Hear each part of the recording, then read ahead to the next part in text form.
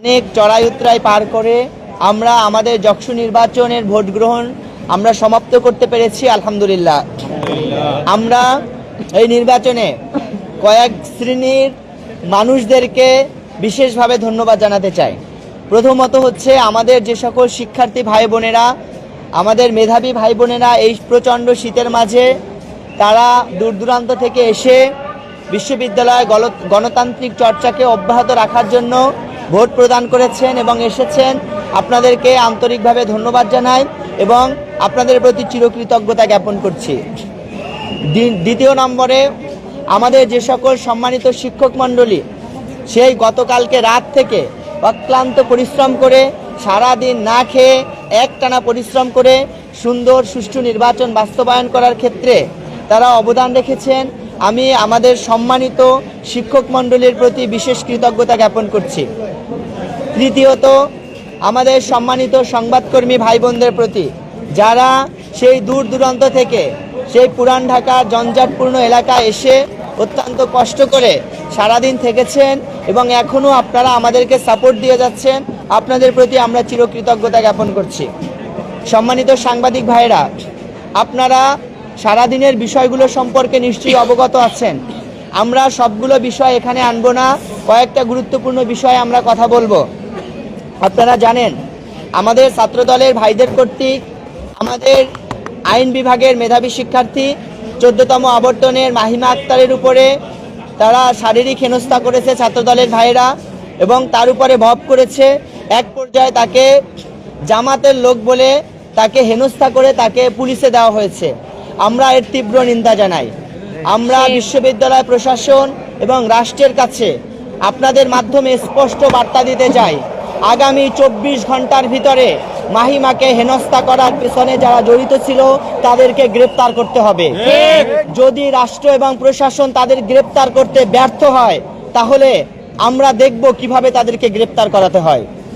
আমরা আরও দৃঢ়তার সাথে বলতে চাই, আমাদের আরও 4 জন বোনকে হেনস্থা করা হয়েছে ফিজিক্স ডিপার্টমেন্টে, ইসলামিক হিস্ট্রি অ্যান্ড কালচার ডিপার্টমেন্টে, অন্যান্য জায়গায় আমরা আপনাদেরকে জানিয়েছি।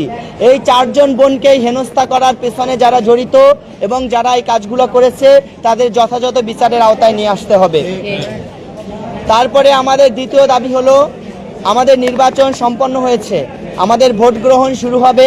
এক্ষেত্রে আমাদের ভোট গ্রহণ নিয়ে নির্বাচন কমিশন এবং বিশ্ববিদ্যালয় প্রশাসন অলরেডি একটা সিদ্ধান্ত নিয়েছে এবং এই সিদ্ধান্তে সকল প্যানেলের ভিপি, জিএস, নির্বাচন কমিশনার, বিশ্ববিদ্যালয় প্রক্টরিয়াল টিম, বিশ্ববিদ্যালয়ের শিক্ষকদের পর্যবেক্ষক টিম এবং আইটি দপ্তরের সম্মানিত শিক্ষকবৃন্দ সহ সকলে স্বাক্ষর করেছে। সুতরাং যে সিদ্ধান্ত হয়েছে এই সিদ্ধান্তের উপরে অটল থেকেই নির্বাচনের ভোট গণনা করতে হবে। কোনো পক্ষকে সুবিধা দিতে হঠাৎ করে নিয়ম পরিবর্তন করার কোনো সুযোগ দেওয়া হবে না।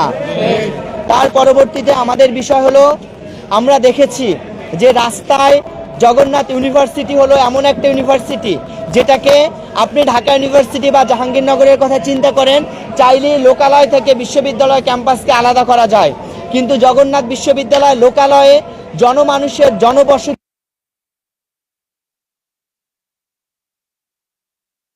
সুযোগ নেই। এখানে বিশ্ববিদ্যালয়ের পাশ দিয়ে হেঁটে যাওয়া সাধারণ পথচারীদেরকে ছাত্রদলের ভাইয়েরা জামাত ইসলামী ট্যাগ দিয়ে যে সন্ত্রাসী কায়দায় তাদের উপরে হামলা করেছে এবং যে সকল পথচারীরা এতে ক্ষতিগ্রস্ত হয়েছে তাদের বিচার নিশ্চিত করতে হবে।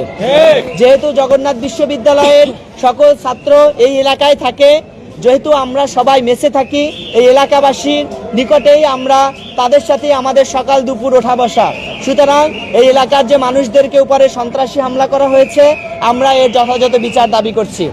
সম্মানিত সাংবাদিক ভাইরা, আমরা একেবারে শেষ পর্যায়ে চলে আসছি। আমাদের একটাই দাবি, আমরা আগের সংবাদ সম্মেলনে বলেছি যে যেহেতু নির্বাচনের ভোট গ্রহণের শুরু থেকেই একটা মব সৃষ্টি করা হয়েছে এবং বাধা সৃষ্টি করার প্রচেষ্টা হয়েছে, সুতরাং ভোট গণনা করা এবং ফলাফল ঘোষণা পর্যন্ত আমরা রাষ্ট্রের সহযোগিতা কামনা করছি। আমি আবারও বলছি, ভোট গণনা করা এবং ফলাফল ঘোষণা না করা পর্যন্ত আমরা আপনাদের মাধ্যমে আমরা রাষ্ট্রের সহযোগিতা কামনা করছি। আমরা চাই রাষ্ট্র এবং বিশ্ববিদ্যালয় প্রশাসনের সহযোগিতায় আমাদের শিক্ষার্থীরা ব্যালট পেপারে যে রায় দিয়েছে তাই ফলাফল হিসেবে ঘোষণা করা হোক। কোনো ধরনের কারচুপি, ইঞ্জিনিয়ারিং কিংবা কোনো ধরনের অসদুপায় গ্রহণ না করা হোক। আজকের এই সংবাদ সম্মেলনে উপস্থিত হওয়ার জন্য আপনাদের সবাইকে ধন্যবাদ জানিয়ে আমি আমার বক্তব্য এখানে শেষ করছি।